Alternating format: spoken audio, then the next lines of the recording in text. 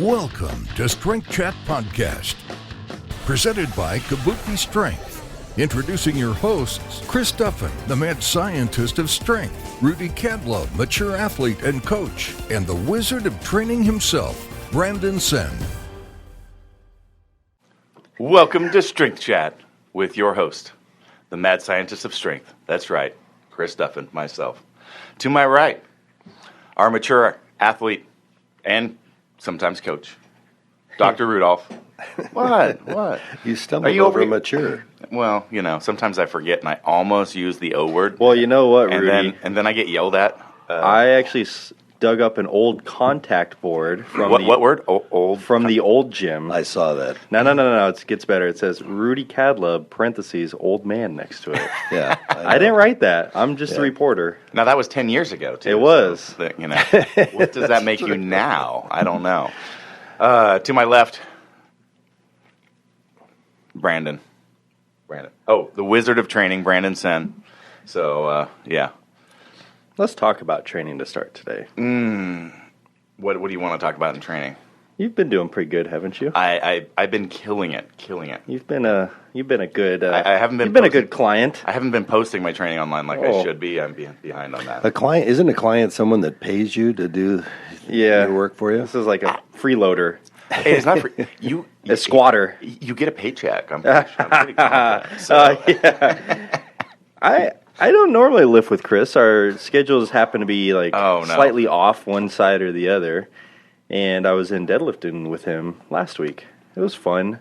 Some quality bonding time. Not many other people in the gym. I was having a good time. Chris thought he was Superman that day.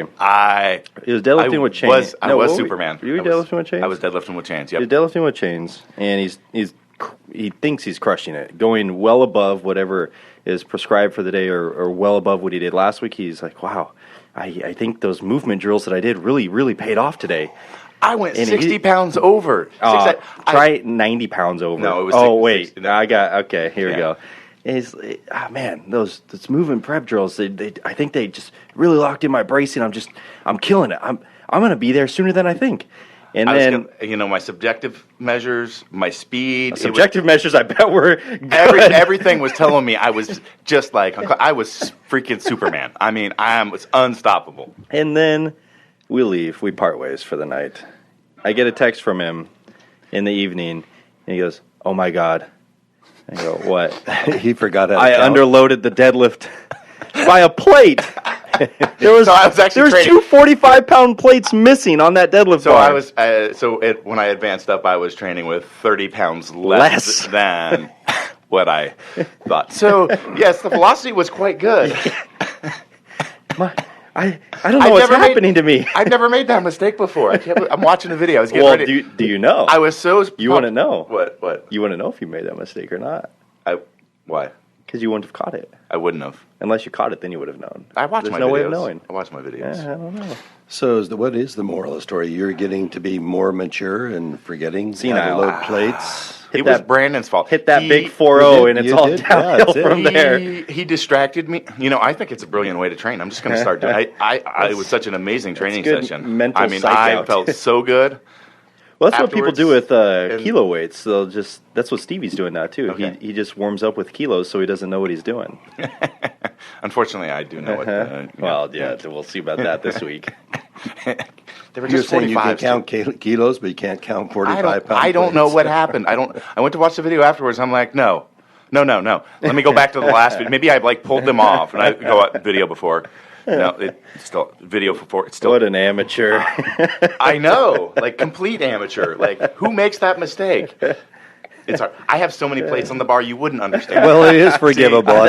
Seven plates, 8 plates, and 9 plates all look alike. That's for sure.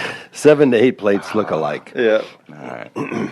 Well, enough of the buffoonery. Let's get on with the who are we talking to today? Program here. We have Mike Tuchscherer. So, Mike, we are really happy to have you on the podcast today. So, Mike is the owner of Reactive Training Systems. He is 7 times IPF world champion. And, I don't think I can claim that. Oh, did I mess that up? Did I screw that up? Well, I think I get credit for more than I've actually done on the okay. IPF stage, but I'll come clean today. Okay, what is it? Well, World Games in 2009 is kind of my claim to fame. Okay. On the IPF stage. But anyway, sorry to interrupt the intro. You should have just rolled with it. Just rolled with just it. Like yes, Chris thinking he was deadlifting more than he was. Slow and everything. And it's our show. We can say anything we want. Right. This is going to be the story next week. The good intro story. And if it's on the internet, it's true. Rudy gave me this fact. It's already. See, I trusted the old man. This is what I get. Rudy couldn't even. Oh no! He forgot to open the screen to the large text version. That's bad. That's bad karma, man. Using the O word, it's going to come back to haunt you. I'm telling you, it already has. Rudy also you can't even count plates anymore. Can you get the large text version on your? Is that the problem? Rudy also said he was an IPL champion. I know he said that. I'm like, no, that's not. No. Anyway. So we'll continue on with the introduction. Yes, go ahead. You know, some people, I think our listeners will probably know this, but I think there's a lot of other people. Like the use of RPE in strength training is just so prevalent today. A lot of people don't realize that Mike is he's the one that brought that to the forefront in strength training, which is a huge deal. I mean, you get on Instagram, Facebook, wherever, and you see people posting their training logs, and this was at 8 RPE, this was at 9 RPE, and I can't remember how long ago that was that you kind of brought that to the forefront. I've been following you for that had been close to 10 years ago now. That's what I thought. Yeah. So yeah, that's I think that's a pretty big deal, and we're going to talk more kind of on the technical side of training as we get into this. But I wanted to start out, Mike. Just how did you decide to kind of make this coaching your thing? What you're doing, and how did you get on this? How did you get on this path? So happy accidents, really. So I started lifting probably like most of you guys when I was in high school. I played football, so I lifted weights, and I really liked lifting weights, and that quickly became the thing that I focused, all my energy on. And then when I graduated high school, I went to the Air Force Academy, and they had a powerlifting club. So I thought, I was a powerlifter at heart, but there wasn't a lot competitively where I grew up. So I get to the Air Force Academy, and it's like, okay, powerlifting club, that's awesome. And I joined the club. There were 2 other people in the club at the time. And then after that first season, both of them quit. So it was just me. So it was Mike, the powerlifting club. Okay. Right. So that's not much fun. So I went and recruited a bunch of people. We actually got close to a full team, but now there's a bunch of guys, maybe they lifted weights casually before that, but now they're going to be powerlifters, and they're looking at me like, hey, what am I supposed to do? So I was just kind of thrown into a coaching role. So I was still learning a lot about my training, and now I'm here coaching these guys and developing them as lifters. And that's kind of when I started to put together some of the early stuff that I did on RPE. I started writing a lot. My initial intent was to write like an article series about RPE and these things that I've been trying with my team. Maybe get it published in Powerlifting USA. I'm sure you guys remember Powerlifting USA. Yep. Yeah, and but it kind of grew and grew, and I thought, well, maybe I could self-publish this as a book, and maybe that would offset my travel expenses, so I could, go to powerlifting meets and stuff like that. And it did really well. And one day, a guy emailed me and was like, "Hey, will you coach me online?" This would have been like 2007, 2008 timeframe. Hey, will you coach me online? And I was like, that's a thing? You can do that?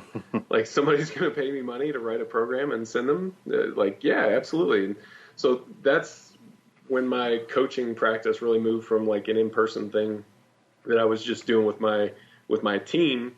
So I graduated, and now it's like, oh, here's a side business that I can develop. And it grew to the point where it was consuming all of my free time. So I got out of the Air Force in 2012, and I've been doing it full time ever since. Yeah, it's definitely it's a new career that's kind of developed, like you said, in the last decade. And actually, I remember following you all through that time. So, that's cool. But you never know, right? What's that? Said you never know. So you're on the forefront of, Well, it is an interesting path, and it's a different set of skills that takes to be, an online coach. And a lot of people think that online coaching is easier than in-person coaching. And I'm sure you're doing enough of it. You probably have the same feelings that we do. That's actually a little bit harder because you don't have that in person where you can just make that immediate change. You can have a conversation. Instead, you've got to write up the documentation. It's just a longer, more difficult process, and there's certainly not by any means less time involved than in-person coaching. Would you agree? Oh yeah, for sure. And especially when it comes to the communication piece. The communication is so much more difficult. Like it's common for an in-person coach, their athlete walks in and they say, how are you doing? How are you feeling? And that starts a conversation. You don't have that for the most part with online coaching. If you want something like that, you have to go out and intentionally create that sort of system. It's not built into like a social interaction. And, like you said, the on-the-fly adjustments, if they happen, then they're much more limited. It's a lot more difficult to do those types of things. So you end up educating a lot more, I think. Like as a coach working primarily online, you tell your athlete, well, if X, Y, and Z happens, then I want you to do this. If something else happens, I want you to go to plan B, which is this, So there's a lot more complexity, I think, involved with it, which is kind of a fine line to walk, right? Because as a coach, you need to simplify it. If it's going to be insanely complex, then they may as well do it themselves. So your job is to simplify it, but you need to simplify it enough, but not too much. Yep. Yeah. And I think another important note there, is around having the systems for feedback. And I think this is, we're familiar with your coaching. We're familiar with some of the other, good quality coaches out there. But there's so many people today that do online coaching that it's like what we used to have in the old days. You open up your Muscle and Fitness or whatever it is, and there's a template. But now people are charging $100 plus a month to email that to you, which is, I think, ridiculous. That's not coaching. And so, if you're working with a coach that doesn't have some sort of system for collecting, and managing the feedback and responding to the feedback, you don't have a coach, in my opinion. Oh, I totally agree. So I think of coaching as kind of containing three parts. A coach's job is leadership, relationship, and creativity. And especially when it gets to the creativity piece, if you've got a coach that's not doing that, that's not a creative problem solver for the individual, then you're overpaying for a like you said, a program out of a magazine, basically. Yep. It may as well be, something you downloaded on the internet, and it's way more expensive than doing that too. Exactly. It used to cost $4.95. Right. Yeah. But that's the thing. I definitely see the creativity there because everybody has a unique set of they're responding to training different. They've got different environments. They got different work schedules. They've got different priorities as far as like how training applies. Is important to the rest of their life. They've got different gyms with different levels of different types of equipment. They have different goals. There is no template for that. Well, if I had to say one thing that I continue to learn as the years go by, it's just how different individuals respond to similar training inputs. It never fails. The minute I make like some hardline claim about training, I'm faced with several examples of like contrary response. There's always an exception. Yeah. Oh yeah. Yeah. So. Anything like that. Yeah. Can you think of a kind of an example like that stands out? I think that would be a good. Sure. I don't mind kicking this hornet's nest again, I guess. But the speed work thing. So several years ago, it was probably 2013 timeframe. I wrote a couple articles with the probably sensational title, Why Speed Work Doesn't Work. Mm-hmm.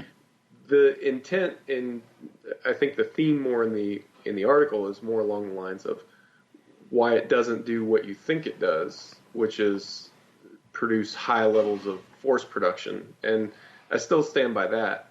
But in terms of it being an effective training modality, I've seen a lot more examples of it being effective after that. Now, it's not like I've gone the other direction on it or anything, but I'm much less of a hardline stance than I was, what's that been, 4 or 5 years ago or something. Right. Yeah. No, I think that's a good example, and it might be interesting to kind of spend a little bit more time talking about that. I used to, sure. I think around the time I started following you, maybe it was a couple years after, I did the old conjugate style training for about a decade, and then somewhere around 2010, 2012 started shifting away from that. I think it was about 2010 I ended up dropping a lot of my speed work as a whole, because for the most part I found for me it wasn't very effective. For pressing I found it effective. For squatting and deadlifted I didn't find any effectiveness in it. And yeah, I think it's an interesting discussion. I mean, and we talk a lot about, because we do a lot of velocity measurement, and people get confused thinking that we're trying to get people to be faster. We're right. not. Like, if you're faster with the same weight, you've gotten stronger. Yeah. So how you get faster is you get stronger. But there's so many other factors that come into play. Like if you're doing speed work, right? I mean, you're getting a certain number of sets and repetitions within a certain range, and it could be active recovery, all these other things, right? That could have, and then the different people's response. So, yeah.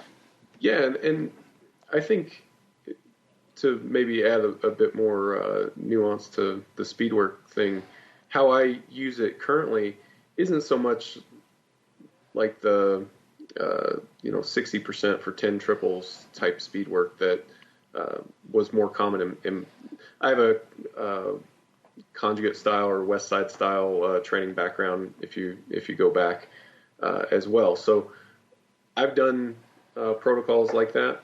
Now what I see more currently is that it seems like some individuals respond well to low intensity work. Mm-hmm. And now whether that's 70% or 75% or 65%, it varies, and but it seems more like things clumped on that lower intensity end of the spectrum are productive for some individuals, and then some individuals do really well with higher intensity work.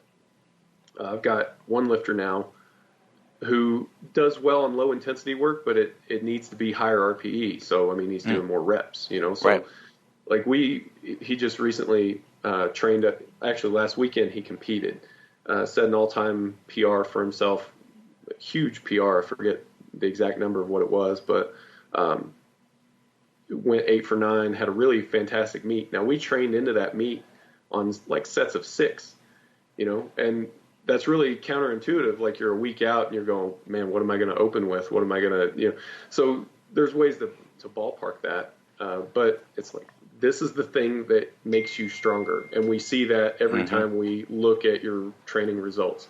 So why would we really drastically change that in these last critical moments before the competition? Yep. No, and that is the job of the coach, because it is to, it's not to have some magic program that you're going to give to everybody. It's to learn how people are responding, take out the fluff that doesn't work for them, and continue to analyze those metrics and learn that client and make those adjustments that are actually working for them that they may not have noticed on their own, or just that's your job. So totally agree. I definitely think that's something that you're really well known for, Mike, is individualizing the training process. It seems like there's some general things we see amongst your lifters. It seems like you're really into pin presses, maybe longer pause duration bench presses and the lot. But if you look closely, it's really different from lifter to lifter. How do you get to that point of individualizing the training process that thoroughly? I know you've got your training log app on the site, and your the new thing on there is block reviews. But the block review, looking back, what do you do before that block review? How do you start on that path of individualizing the training process? So we start with a pretty detailed questionnaire, and I put a lot of emphasis on a lifter's training history, especially if they've got a significant training history. They've been working with themselves longer than anybody. So if I can figure out what they've learned, that provides a good starting point. And you'll find a lot of other things there too, like what kind of frequency are they used to, what kind of volumes are they used to, and that provides a good starting point.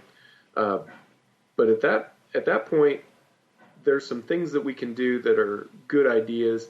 Like we did a Project Momentum earlier this year where we tested lifters max reps at 80% and then had them complete one of two programs.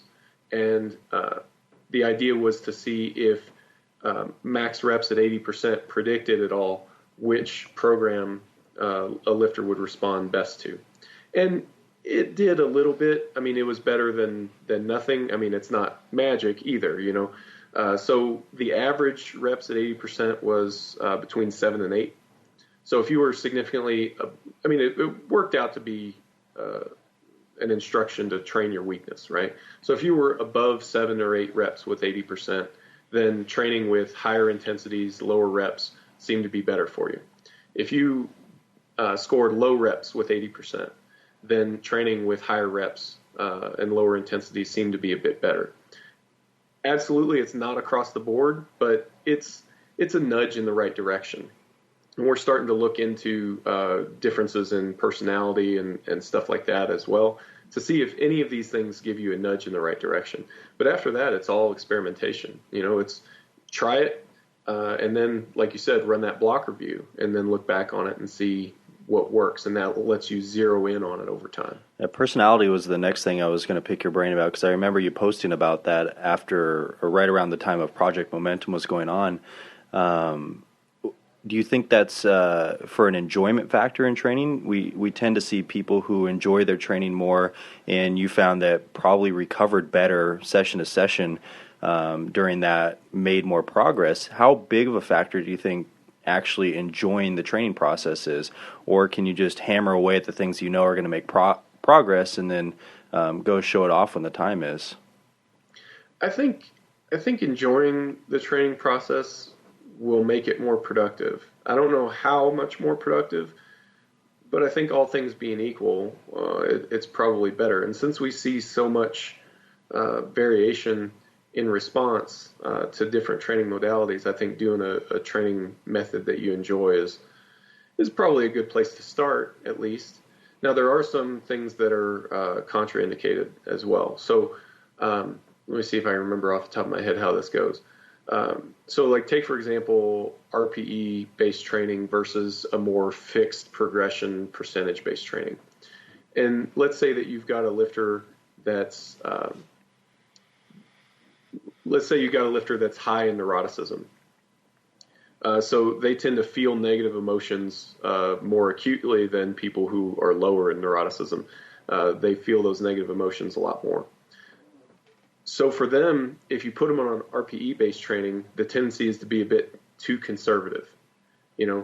So maybe a fixed progression would be better for them. Now, that's also going to be more uncomfortable for them, because you're forcing them to add a bit more weight to the bar, and there does need to be some sort of way for them to put the brakes on, but, all things being equal, hey, add more weight. And I'm sure you guys have seen this too. You get people that get so focused on having absolutely pristine technique that they forget to, the sport is about who lifts the most weight, so you have to actually put more weight on the bar, That's a big one. Yeah, it is.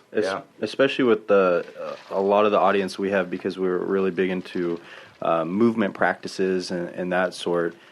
People want perfect technique before they can improve the load. And I've got caught with this too, especially if you're someone who films a lot of your training. You can see some of the subtle differences and say, well, if I can just do it better, then that's progress, which might be true to some degree.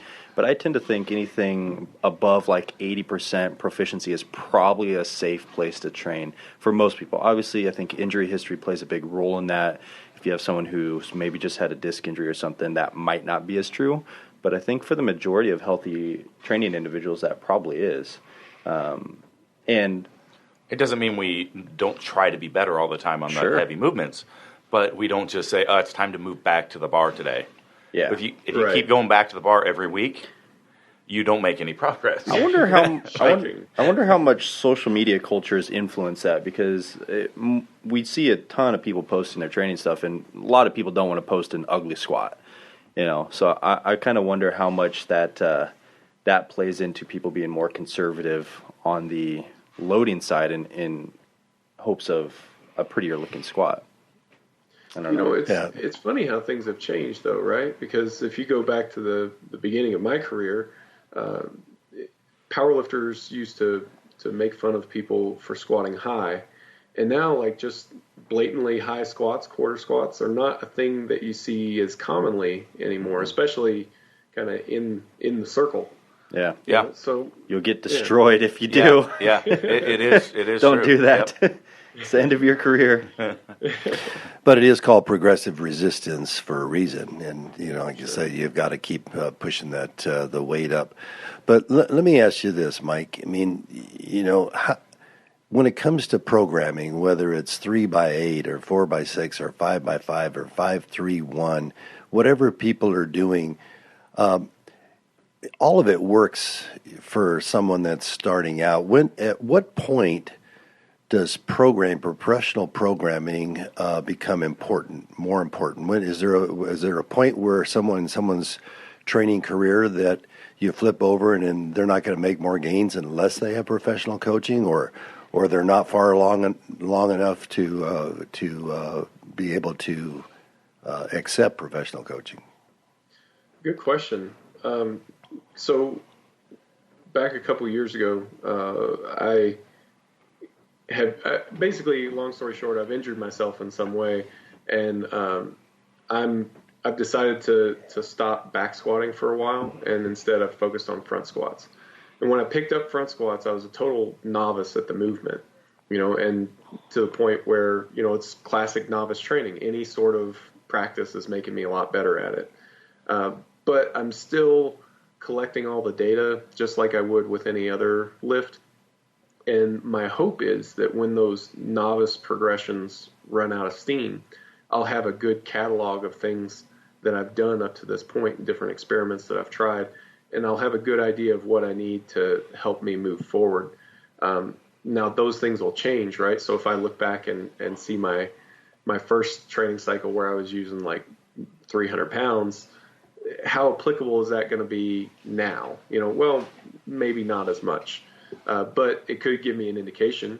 It could give me, one of those nudges as far as something to try. And you get updated information when you do that.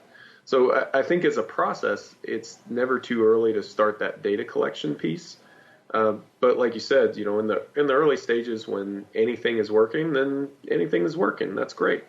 And just collect some data on it. And when, anything is not working anymore, then you'll have somewhere to go. So I don't know, maybe not a great answer. That's all right. So let me ask you this: who coaches Mike? Do you have a coach? Mike coaches Mike. Yeah, I'm too much of a control freak. I have had several offers of people to write training for me, and I just like to tinker with it. Especially at this point, I've kind of stepped back from competing for a little bit. I have fun just thinking up stuff to try next, so maybe it's a bit less than optimal to do it that way, for me to handle it myself, but I like it, and it also gives me a chance to feel what athletes are feeling, so if I recently I've kind of got on this belt squat kick, so by doing it now I know okay, this is what it feels like, and this is what, this protocol is not going to work so well. Like rest pause training, probably not appropriate for the belt squat because of some of the mechanics of the movement, and I wouldn't necessarily know that without having experienced it. So I don't know, too much desire to maintain control, I think. I can definitely feel that, but on my end, I handed over my training to Brandon a few years ago, and just allowing me to, I love the taking that one less thing off of my plate to think about and plan, and when I've got too many other things going on in the world that I'll get to a training session, it's like, oh, what am I doing today? Because I haven't had time to kind of think about it because the world I live in. But it's not unlike, Brandon doesn't have a coach either. Brandon's the head coach. He does his own stuff. So. I definitely, I think fall in line a lot with the tinkering side of things, and really, really enjoy the very subtle nuance of programming, whether or not that has a big return. Probably not with a lot of it, but it's really fun to get like what you think is going to be the plan, But I also fall into the trap of really overanalyzing things. I'm wondering, Mike, you've been coaching yourself forever, maybe 20 plus years. Is that safe to say? Something like that? Yeah. So do you ever find yourself overanalyzing training metrics? I know you have a lot of tools that you use to do that, but do you ever find yourself digging in too much to tell a story that maybe isn't there? Less so these days. It's like after this amount of time, I've kind of calmed down on a lot of it. But I did the whole thing early on where you switch training programs every 3 weeks because this is going to be the thing, right? And so I did that early in my career and for a long time. I feel like I learned a lot from that stage, but it probably wasn't that productive. Right. Lately, I don't get so much caught up with it, but there are times where you'll have some sort of narrative going on in the back of your mind, and you know that it's not quite true, or that this thing that you're telling yourself is not. So, to give you an example, another thing that I think I've kind of become known for is having people do a lot of singles in their training, and I do think it's a great tool to use, but it's just that, it's a tool. And there's times where it's appropriate and times where it's not. But anyway, when I first started doing that, I was getting ready for some competition. My singles at it was a 8 or 9 RPE on the deadlift was right around 800 pounds, and I had like 9 weeks to go to the competition. And I thought, man, if my goal was to pull 860.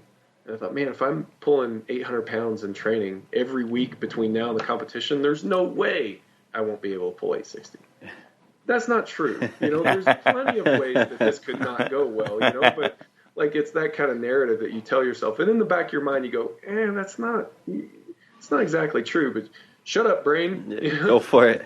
Right, go for it. Well, that one didn't, it wasn't bad, but it didn't work out quite to the degree that I thought it would, So there's things like that, and I think I've just got to pay attention to that little nagging voice in the back of my mind that's like, make sure you're being honest about this, How much of your coaching skill has been, I'm sure a lot of it has been developed by you self-coaching yourself, and do you think that someone who wants to be a coach has to go through a period of time of coaching themselves in order to really understand those maybe process issues or like input issues? Do you think it's necessary to coach yourself for a period of time in order to be an effective coach for someone else?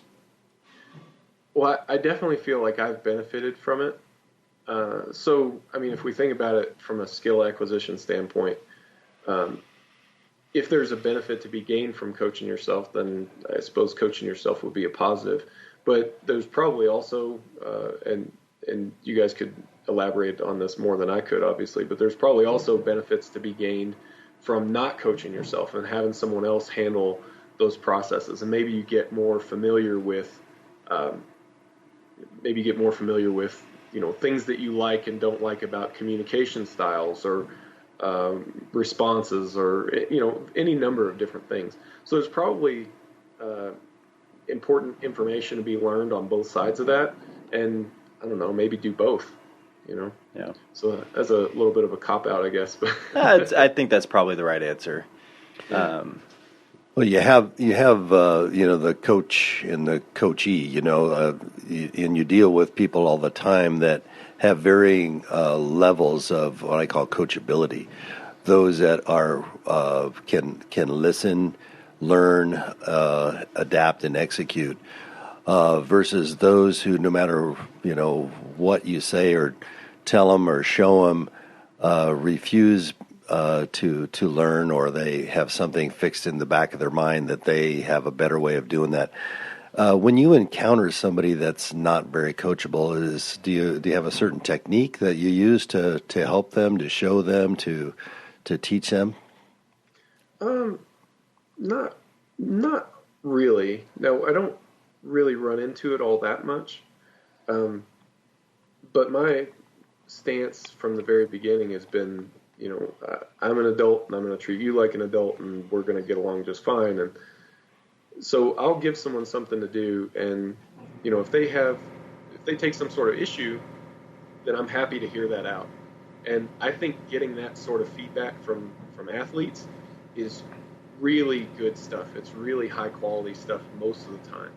Now, if you have discussed it a couple times and you said, I understand what you're saying, but I still think you should do it this way, and they just don't, then I don't know. I don't have a whole lot of patience for those types of situations. Well, maybe you should find a better fit program.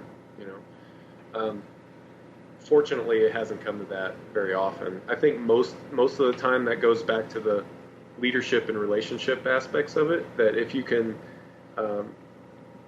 develop the relationship so that they trust your leadership, then you can at least have those trials, and hopefully most of the time as a coach you're right. But if you're not, then still adjust and keep moving forward. So those aspects of leadership, relationship, and communication, I'm just going to go off on a little bit of a tangent here. You've had the advantage that not very many people have in having attended a military academy, in this case the Air Force Academy. What did you learn during your days at the Air Force Academy that maybe helped you become a better leader, a better communicator, be able to relate well with people, or not? Well, I'm sure it's something. It's hard to enumerate specific lessons, but so when somebody approaches me, especially in like a training coaching context, I try to start with the assumption that this training is really important to them. I just start with the assumption that I believe it's as important to them as my training is to me. So if they give me some sort of feedback, then I have to take it that's as honest as it can be. And sometimes it is, sometimes it isn't. If I'm susceptible to lying to myself sometimes, then I'm sure they are too. But I think you just kind of have to work through those kinds of things. Just treating it like it's a relationship with somebody that you care about. Not saying that you've got to be best buddies or anything like that, but just that there's a appropriate level of caring. I think that's probably a good place to start. I don't know. I'm curious to hear your thoughts on that. Like, are there things that you guys do that you feel like addresses that aspect? Brandon, you want to field that one? Yeah, it's a tough one. I think effective communication is really important. I tend to take the stance of like learning from previous experiences with a client. So it's very easy to get somewhat up in arms if an individual doesn't want to follow exactly what you've written, but at the same time you have to realize that this is their training, this is their development. So part of that development I think that's really important is saying, okay, you want to do this, here's why I think it might not be a great idea, but let's do it this way, and then let's see what happens. And then if there's that mutual understanding and agreement, we can go 5-6 weeks and say, okay, here was the result of what you wanted to do. Here's how I think we can do it better. And I think it's so important to not attack the individual on their thoughts and why they because you never even know the full picture of, I think, why someone wants to do something. I think maybe there's some outside influences of another coach, a lifting partner, who's doing something, they see it and they want to run with it, but they're probably not going to tell you that they saw that, So there's just so many things that I think a dictatorship type coaching is incredibly unproductive. And I think, so I tend to take the stance of let's discuss your way, let's discuss my way, let's probably bias towards your way a little bit, unless I know there's a resounding reason not to, like the risk is huge or something, then I might put my foot down. But I tend to bias towards the individual and then learn from those experiences and then tailor over time. I think that's how. Yeah. I'd say that's pretty accurate. I mean, that's one of the reasons I use our coaching services too, is just to constantly have a feel of, how the communication is, how the systems are working. Like, I'm a client of, I get the exact same experience that every one of our clients do, and I think that's important. So that that feedback. That's cool. I do something similar that even though I'm writing my own training, I use the same processes and the same tools and everything else. Like, I feel like that's important. That if it's a tool that I wouldn't use myself, then how can I justify giving that to someone else? Exactly. Yeah. Like, if I didn't have confidence in our coaches to do my training, there's a problem, right? So right. So as a coach, you have to have confidence in yourself and belief in yourself, and then your client has to have belief in you. But more importantly for that client, in my opinion, is that they have to learn to believe in themselves and what they can accomplish and what their goals are. And if you listen carefully, whether it's an initial interview or during each training session, you'll know what they think about themselves. Just in the language that they say. You might throw out a program and they're looking at it and they'll raise their eyebrows and think, "Oh my gosh," or I'm not sure I can do this one, or they'll come up with an excuse, "I'm not feeling that good today," or whatever. And so you've got to turn them into believers, get them to erase the negative thoughts, the negative contractions in their speech, and begin to believe and put them in a position where they can be successful, in my opinion. Yeah, I agree with that.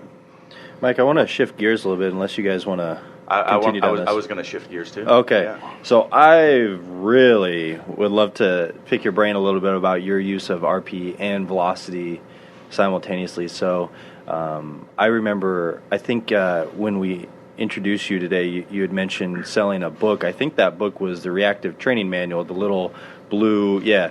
So I bought that maybe around 2011, 12, 13, somewhere in that time range. And that was my first introduction to RPE-based training. And I remember, back in that time, you were in the garage with a Tendo unit hooked up to the bar, and on every training video, you'd have a few questions of what's that string attached to the bar. So where did you begin? Because those are very two different methods of autoregulation. We have objective method and subjective method. How did you come to the point of using them effectively together? And do you think it takes a certain level of training IQ to be able to use those effectively, or do you think for some individuals it could be too much noise? Well, let me see if I can kind of give you the bit of a background on how I came to start using velocity. So I started with, I guess the first autoregulatory tool that I used was RPE, and I used that for a number of years. But as is probably obvious, I'm kind of a data nerd, and that's why we like you, because we're the same. Right. Well, there was a friend of mine from probably back in 2009 timeframe, Eric Talmant, and his training partner, Dave Bates. They had a Tendo unit, and I'd heard about these, but never used one. They had one, and I was training at kind of weird times, and so were they, and it just worked out. So we would Skype a lot of training sessions, which was kind of neat. But they got me interested in it, and so I finally shelled out the cash and bought one, and just started watching the velocity just to see what it told me. And over time, I started to notice, like, well, if I'm rating the RPE 9, then the velocity is in this range, and I kind of built out a little table for each of the lifts. And I got to gradually rely more and more and more on velocity, even to the point for probably a year or 2 years, maybe a bit more than that even, I stopped recording subjective RPE, and it was just velocity. And I would record an RPE, but the RPE was completely informed by the velocity, After a while, I started to get away from that because as I started to look into the devices a bit more, I noticed that, well, there's a margin for error here. It gives you the Tendo and most of the devices actually give you velocity. So what? I guess that's 1/100th of a meter per second. And I'm not sure. Maybe some of the newer models are more reliable, but at least with the Tendo and some of the less expensive models, I don't think that they have the reliability to give you an accurate reading to 1/100th of a meter per second. So while it seems like it would be accurate because it tells you, well, that was 0.24 meters per second. Well, really, maybe it was 0.2, maybe it was 0.3, and it says 0.24. So, but that's a huge range, right? Yeah, that could be 3% of training load, 4%. Yeah. Yeah, it's enormous. So as I started to notice some of these potential drawbacks of relying on velocity only, I reintroduced subjective RPE. And so what I do nowadays is I start with my subjective RPE, and then I'll look at any other external indicators. So that would be velocity, that could be a video or anything like that. And I'll tweak my subjective rating by like 0.5 point if there's a disagreement. Normally there's not, but there could be. So if there is, then like a 0.5 point tweak. And what I've been using lately, I've been using the open barbell, which I think you guys use as well, right? Yep. And I really like it. And I think one of the advantages, at least subjectively, I don't have anything like real solid to base this on, but it seems like it's more accurate at low velocity, whereas other systems tend to miss reps and things like that when it gets too slow. Yeah, we've had good luck with the Squats and Science and the GymAware. I've never heard of actually any validation studies being done on the original Tendo unit, and they're a bit antiquated at this point, I think. Yeah. So, but yeah, there's I don't think they're major players. But our experience with like all the gyroscope based one or wearable tech, they have low velocities. They do not perform. Yet the technology's not there yet, and I'm thinking it will be. But yeah, I think those are cool, and I've talked to a lot of those guys developing those things, and I can appreciate the problem that they've got. This has been a number of years ago, but you guys remember like the Nintendo Wii? Oh yeah.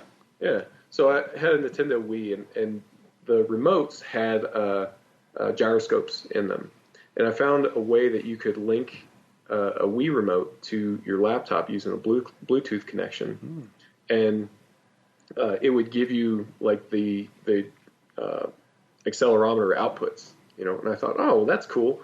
And Mike is. I gotta stop you there, Mike. That's the nerdiest thing I've ever heard in my entire life. This guy's got a video game system in front of him, and he goes, I wonder what that gyroscope accelerometer reading is going to tell me. That's great. What I'm thinking at the time, and this was before I had an actual Tendo, but what I'm thinking is I could take the Wii remote and like tape it to the barbell.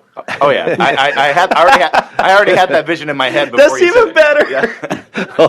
I knew where this was going. I love that. That's innovation.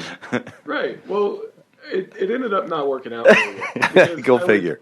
Like you take the Wii remote and you set it on the desk and you zero everything out. So it gives you the position and it's 0, 0. Then you pick up the Wii remote, you wave it around a little bit, and you put it back down in the same spot. Well, it's not 0, 0 anymore. Yep. You know, there's noise in there and it distorts the reading. And it's kind of that problem, but just on a bigger scale of what all these guys are dealing with these accelerometer devices. You know, now their hardware is a lot better than what you get in a Wii remote, of course, but it's still a problem. Yep. You know? Yep. That's such a cool story. I think they will get there, but it's not there yet. So yeah, I love that. I totally knew. I totally knew he was going to. Awesome. He wanted to tape that to the barbell. Yeah, I'm like I'm on board with this. So funny. So. We're getting close to the close of the podcast here, and I wanted to, maybe we don't have answers on any of it yet, but what do you see as like some of the things that we may be exploring in the future as it relates to training, I think the data-driven approach is going to get a lot more popular and a lot more sophisticated. I think of the things that I'm doing with block reviews right now, and I think it's cool, but I think you could take it so much further, and get to the point where I think you're always going to be relying on some sort of a process similar to that, to individualizing, but you could make such better starting points what if you knew that you have a new client comes in and they're a female who's 5'4" and 150 pounds, and they're 35 years old and they have no training history, and what if you could plug that in and maybe plug in some things about their personality? You have them do a couple tests there in the gym, maybe an 80% rep test or some other test, and you say, for people that are like you, here's the thing that works the best. So we start there. Maybe we get just a better and better resolution picture of where that good starting point is at. And you're still going to have to individualize things, but maybe if you start with a better starting point, that individualization process happens faster. Mm-hmm. So, there's a lot of work to be done to make that realistic, but, hopefully we can get there. So are you suggesting personality testing as part of the onboard? So we're doing that now. I want to do a lot more in that area. So I've got a questionnaire I've been working on, and I'm going to send that out anytime now if I can, finish it up. But what I want to start doing is to have people take a generic Big 5 personality test. So the Big 5 test seems to be the one with the most scientific validity. That's just why I chose that one. So take a Big 5 personality test and then tell me what kind of training you found to be most effective. So the idea is going to be that if we gather a lot of information about powerlifters, if I could take the highest level powerlifters and say, let's start with the assumption that these guys have figured out what it is that's going to work best for them. Maybe we can see some sort of a correlation between dimensions of personality and training output. That's just barely scratching the surface of what you would need to do to have like a really rigorous view of it. But, that's what I want to do. And, maybe you find that people, like I used the neuroticism example earlier, maybe people high in neuroticism tend to do better with more fixed progression training methods. Okay, cool. If that's a reliable thing and you have somebody that onboards with you and they're high in neuroticism, maybe start them out more on that fixed progression thing and individualize it from there. I think there's a lot of potential there, and it's not just the 5 personality dimensions, but how they interplay with each other too. So there's also potential for a lot of complexity. We'll just kind of have to see how it teases out. What about any of the, kind of more, testing on different factors as far as metabolism. Basically the stuff that's becoming available with blood work these days.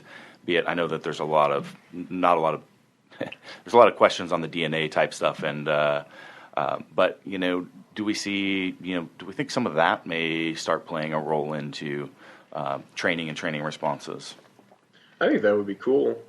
So far, what I've heard on some of the DNA testing is that it's promising. There's, same sort of thing. There's a long way to go with it. So, just to not to harp too much on the personality thing, but just to add a bit more resolution to it. It's not the Big Five test, but there's another personality test that's been correlated to like resting levels of certain neurotransmitters in your brain, dopamine, serotonin, and norepinephrine. So it seems that, and maybe I'm drawing conclusions that aren't quite warranted, but it seems like the level of neurotransmitter in your brain is having some sort of output effect on personality. So by looking at personality, there's the part of it that's like, okay, what kind of training would you enjoy the most? But it's also a glimpse into physiology in your nervous system. Yeah. So there might be something that's a more physical effect of what's going on, and maybe that's just kind of a non-invasive way to look at that. Yeah. No, I definitely see that relationship to physiology that way. Sure. And I mean, as far as the DNA, I think it's promising. If I had somebody that wanted to join up that knew about their, that had their DNA tested, then that would be cool. I wouldn't know 100% what I'm doing with it right now, but it would give us some neat directions to experiment in. All right. I definitely think there's a lot of other things we could discuss today, but this is generally about the time that we start wrapping up. But we might have to do another one here in the future with you, Mike, if you don't mind. Oh, I'd be happy to. You guys are fun to talk to. No, this was really, really productive and one that I had been looking forward to for quite a while. So I want to, before we close out, thank you for being on the podcast with us. For our listeners, where can they find out more about your online training tool that's on the website, and where can they find out more about Mike T? Sure. Probably the best place is reactivetrainingsystems.com. And like you mentioned, I've got a training log application that's there. It's available for anybody to use for free. You just go to reactivetrainingsystems.com, you log in, you click on apps, and you're there. So there's a training log. There's some tools to help you plan your workouts. There's Track, which is like an athlete monitoring system. Basically, it's all these tools that we're building with the intent to help you put the right weight on the bar and lift it the right number of times. That's the ideal training scenario anyway.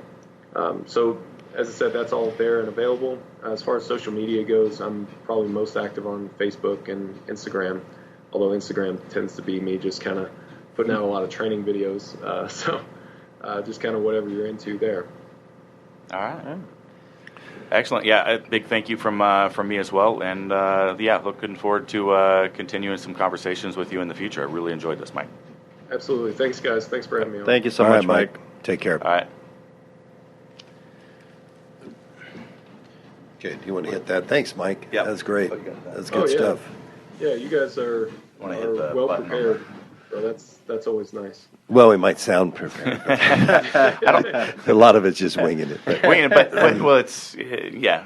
We do similar stuff, and we have pretty similar philosophy on a lot of things, so it makes the conversations pretty well. That's why we've been looking forward to chatting with you for quite a while. So I was really happy that you decided to join the conversation with us. So yeah, I'm excited about the whole personality thing too. I think that's something we're going to spend more time discussing. That's along more lines. His doctorate degree is I spent time in Colorado too. I was at the University of Northern Colorado, where I did my postgraduate work there up in Greeley. Okay, cool. So I was asking you about Colorado. And in fact, one of our biggest clients will be in Fort Collins this weekend at the opening of football season. Oregon State is a big client of ours in terms of equipment purchases. But starting off the season, I can't believe it's football season already. speaking of that, because they have all our equipment, I still we messaged several months ago about front squats. Yeah. And if you ever get the chance to try one of the Duffalo bars on the front squat, I think you'll really like it. So it seems like once every 3 months or so, I go out to LA. Okay. And when I'm out there, I train at Barbell Brigade. Okay. And I know that they have one. I just haven't had a front squat day when I've been out there yet. So I think it's coming. Yeah, give it a shot. It's interesting. It doesn't.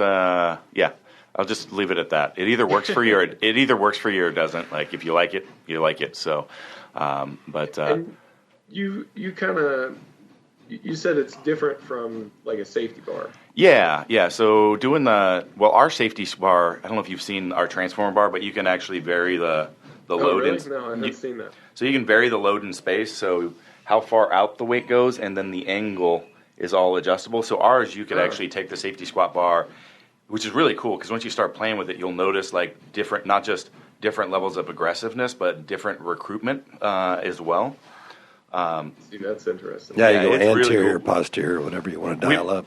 We've only really been playing with it for like 6 months-ish or so in-house, so we don't have enough to like, but we are doing what college is doing they're running it through their biomechanics lab at. That's the Dodgers. No, they're doing the one back east. Okay, yeah. There's University of Massachusetts. Yeah, that's it. They're going to be doing the biomechanics study, so we can actually see and like reference like the different recruitment and stuff that happens. But the Duffalo bar for front squatting just becomes a little bit more comfortable. You're able to keep that stacked torso position a lot better. Mm-hmm. And then for the bigger guys, a lot of times you have trouble either staying in that rack position, or if you're handling a lot of weights, just keeping it from rolling off of the shoulders. And just because it's bent, it doesn't want to roll away. So it just sticks there. And it just the way it conforms. If you do rack, it actually cues the elbows into position a little bit better because of the angle. So it just makes worth a try, then. It just kind of takes some of the like problems out of the front squat, but it keeps it just like a front squat. And then our transformer bar, you can put that load like anywhere in space. It's pretty freaking. I'd love to have a guy like you that's very methodical, like have both of those are interesting to me. Is the transformer bar in particular, is that a thing that you guys sell or? Yep. Yeah, it is. Yep, we just came out with it. We've been having problems keeping it in stock, but we actually have some in stock right now. Okay. So I'll check that out. I didn't know about that one. Yeah, it's pretty new. We haven't been promoting it because we haven't been able to keep up with. And there's once you look at it, there's a lot. You'll see there's a whole lot involved with the bar. You can see why it's not a fast manufacturing process for us because there's a lot of pieces to it. But in application, it's really easy. You just twist the sleeve and it pops out, and then you can put it into any one of the 4 settings. So the first setting has no forward camber effect. Second one's light. Third one's like where a standard most safety squat bars are, and the fourth one's really aggressive. And then you can take that and turn it all the way into just a straight camber, like a giant camber bar where it has no forward effect, to ramping it up to where, like just with a few plates, like you feel like you're being chopped in half. It's like so. Like for me, like I was just doing them in my training, and the heaviest I got up to was 455 pounds for triples. Okay. And I'm an 800 plus pound squatter. Right. And that's crazy. It would just. That's a crazy drop off. That's like how much you can adjust it. And then what I found at that setting too is like, I had to keep my torso so stacked and my core so locked in. I was able to go several inches deeper than I normally am on the squat, without having any rounding the lumbar. Like basically dropping down to where my hams are hitting my quads like Olympic lifter style, which I'm never able to do with a barbell back squat. Yeah. Just because it forces so much core stabilization with those really aggressive settings. So anyway, it's interesting. Check it out if you're interested. Let me know, and we'll see if we can work something out with you on getting one out to you. So I'd love to try one out. Could I? Is it on your website? Yep. It'll be on the website. Okay, sweet. Yeah, I'll shoot you a message or something. I'll take a look at it and let you know. And then let me know what you think, and then we can take it from there. Sure, sounds good. Okay, cool. All right, Mike. Thank you so much for talking with us. We're really looking taking forward to the next one. Yeah, really, really good chat, guys. Yep. All right. Did you have Did you have any good eclipse experience you want to share with us? It was totally underwhelming here. Yeah, was supposed to be like 90-something%. Now, I didn't have like the little glasses and stuff. But, I don't know. It like got a little shadowy here, but that was about it. That was it. Yeah.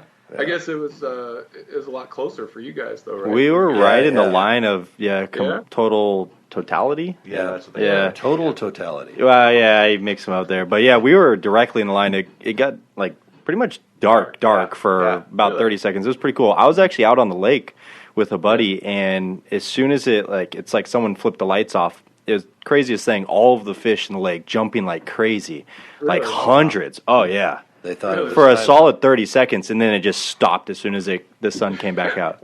Craziest thing. That's weird. It was really cool. Yeah. That was like feeding time because at dusk Yeah, is exactly. when all the bugs yeah, come out. and it just totally like messed with their little fish brains. Yeah, that's wild. Yeah. So the next one that's supposed to be in like 7 years or whatever is going right through my hometown. So that's cool. I guess maybe I could find an excuse to go out there. Definitely. Yeah. Definitely. All right. Yeah. All right, Mike. All right. Thank you so much again, Mike. See you guys. Bye-bye. Good chatting.